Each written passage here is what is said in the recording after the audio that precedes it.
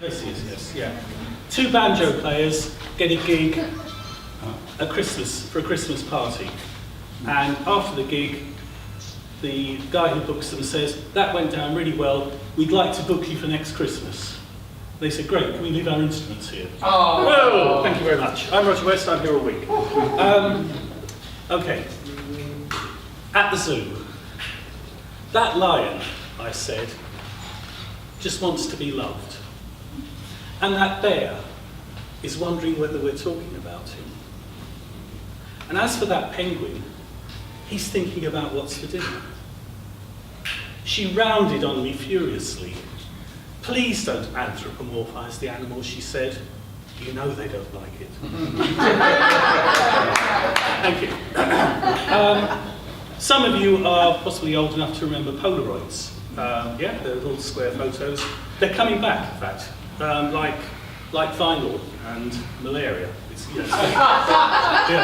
They're coming back. And this is about a Polaroid photograph I once saw, which had two people, I didn't know who they were, and on a little white strip underneath it had written, "Someone and me." I awoke from someone else's dream. Nothing is ever quite what it may seem. I inhabited someone else's life. I took his kid through college. I made love to his wife. Caption on that Polaroid reads, "Someone and me," though the image far too faded now to see who that might be. In everything you worked for, everything you sought, in your deepest dark desire, in your last unconscious thought, in the way that you say it and the thing that you say, my home is in your very bones. I am your DNA. Mud sinks to the bottom, scum rises to the top. My ID's in that IV, don't waste a precious drop. Two electronic heartbeats on that monitor screen, the one that was never there, the one that might have been, the splitting of the atom, the splicing of the gene, and then I awoke from someone else's dream. Thank you. It's just great to be here in my favourite ever bookshop, the best bookshop in the world, and I don't say that just because they got my books here. If you go down there and take a left at Ancaster and go past the Whitman bypass and carry on straight past Baudelaire and Rambo, you'll come to my books. But it is a fantastic bookshop, and long may it prosper. Okay, I wrote this for a friend of mine, Penny, who is a watercolour. She's an artist who does watercolours. And it was a little painting she did of two little dried seed pods that she did in a painting in an art class. So I call this podcasting. Good day. Titles are very important. The rest of the poem's crap, the titles. Cusp of dawn, crown of dusk, those husks of time, the intoxicating musk that invites and entices. Leavings of bark and leaf and fruit suspended, ripe and pendulous. As in Whitman's perpetual transfer and motion, nothing is wasted. Repollinated seed, refertilized flesh, regorged and resurging. Through yellowtail, browntail, wormwood pug, chafer, leafcutter, ladybird bug, cloud-bordered brindle pine hoverfly, snowberry clearwing, bright line, brown eye. Through white letter hair stretch by fletch and toil, by lugworm toil, through sand and soil, and even the shuck and shell is podcast into still lives for propagating artists. Thank you. As we're in a bookstore, this is a haiku, and it's a haiku, it's a meta haiku, it's a haiku about haikus, it's called Haiku. Count the syllables if you don't believe it's a haiku. Classic 7x7, okay?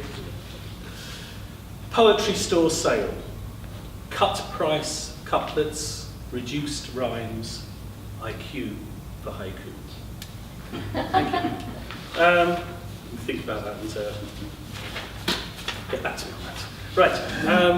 This is a poem for a Palestinian poet called Darin Tatur, who has been imprisoned by the Israeli authorities for writing a poem and putting it on the internet.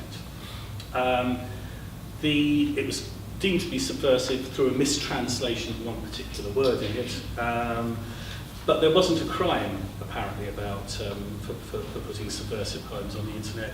So she was arrested and put under house arrest while the authorities came up with something they could charge against. They're still doing that. She's still on trial. So she's still under house arrest. So this is called House Arrest for Darin Tatur. Do you close the shutters? Sorry, I'll start again. Do you close the windows against the sound of bird song, close the shutters against the daylight? Do you eschew the soft sheets and plump cushions of your comfortable bed and favourite chair and sleep instead on a wooden plank and sit instead on a backless bench? Do you stand waiting in your hallway, towel over your shoulder, eyes cast down before entering your bathroom? Do you ignore the humming refrigerator and feed yourself instead on slightly stale bread and something thin and lukewarm from a bowl? Do you hold your breath every time you cross from one side of your living room to the other? Do you tear pages from the books in your library and crumple them up before you leaf through them? Do you cut articles from the daily newspaper and destroy them before you look at it? Do you take that thick black marker pen and erase random lines from my letters before you read them? From prison, you will eventually return to the sanctuary of your unsullied home.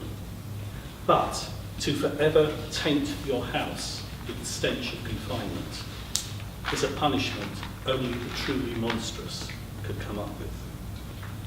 Thank you. That's it. Right, I'm just going to finish with this. I'm not because I can't find it. So I'll finish with something else instead.